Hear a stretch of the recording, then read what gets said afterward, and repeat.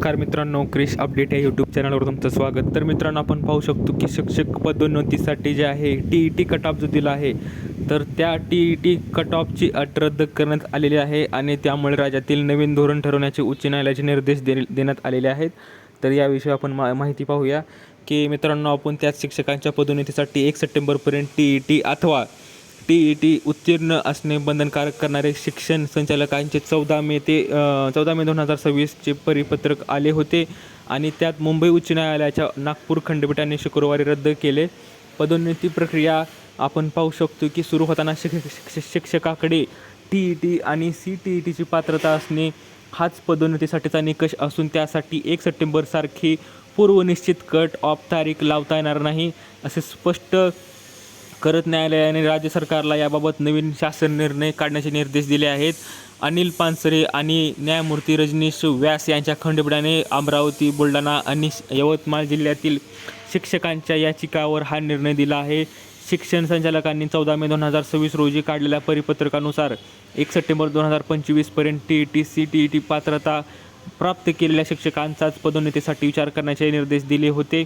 त्या परिपत्रकासह त्यानुसार तयार करण्यात आलेल्या ज्येष्ठता यादींनाही याचिकामधून आव्हान देण्यात आले होते आणि न्यायालयाने सर्वोच्च न्यायालयाच्या अंजुमश इशाअत-ए-तालीम ट्रस्ट प्रकरणातील तसेच औरंगाबाद खंडपीठाच्या जावेद खान प्रकरणातील निर्णयाचा संदर्भ देत पदोन्नती प्रक्रिया सुरू होताना शिक्षकाकडे TET CTET पात्रता असणे आवश्यक आहे, मात्र ती 1 सप्टेंबरपूर्वीच मिळवली असावी अशी अतिरिक्त अट घालण्याचा अधिकार प्रशासनाला नाही, असे स्पष्ट केले आणि त्यामुळे संबंधित परिपत्रक कायद्याशी विसंगत ठरत असल्याचे नमूद करत रद्द करण्यात आले होते.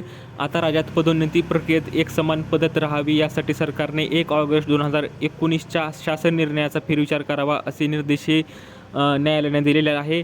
आणि दरम्यान ज्या स्थानिक स्वराज्य संस्थांनी आधीच पदोन्नतीची प्रक्रिया पूर्ण केली आहे त्यावर या निर्णयाचा परिणाम होणार नसल्याचे न्यायालयाने स्पष्ट केले आहे. तर मित्रांनो, आपण पाहू शकतो की ज्येष्ठता बदलत नाही, तर TET आणि CTETची पात्रता मिळाल्याने शिक्षकांची ज्येष्ठता बदलत नाही असे न्यायालयाने निर्णयात नमूद केले आहे. आणि ज्येष्ठता आणि पदोन्नतीसाठी पात्रता या 2 स्वतंत्र बाबी असून सेवेत रुजू झालेल्या तारखेनुसार ज्येष्ठता निश्चित होते. TET ही केवळ आपण पाहू शकतो की पदोन्नतीसाठी आवश्यक पात्रता आहे, त्यामुळे पात्रता आधी मिळाल्याच्या कारणावरून कनिष्ठ शिक्षकाला ज्येष्ठ शिक्षकाच्या पुढे स्थान देता येणार नाही असे न्यायालयाने निर्णयात स्पष्ट केलं आहे. त्यामुळे शिक्षकांना आता कसलीही काळजी करायची गरज नाही, फक्त TET कट ऑफची सुद्धा अट त्यात रद्द करण्यात आलेली आहे. तर मित्रांनो, अशी ही अपडेट होती. याबद्दल तुम्हाला काय वाटतं तुम्ही कमेंटमध्ये सांगू शकता. दिलेली माहिती समजली तर व्हिडिओला लाईक करा, जास्तीत जास्त शेअर करा आणि चॅनलला सबस्क्राईब करायला विसरू नका. तर भेटूया पुढच्या व्हिडिओमध्ये अशीच एक अपडेट घेऊन. तोपर्यंत धन्यवाद.